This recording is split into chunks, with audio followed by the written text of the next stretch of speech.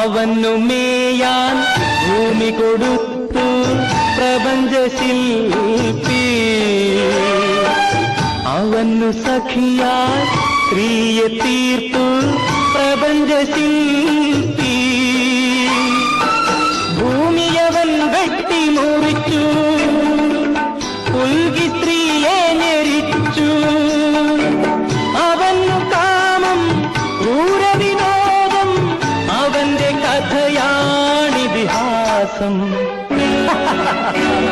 ഇതിഹാസം. മൃഗം മൃഗം ക്രൂരമൃഗം, മനുഷ്യനിപ്പോഴും വന്യമൃഗം.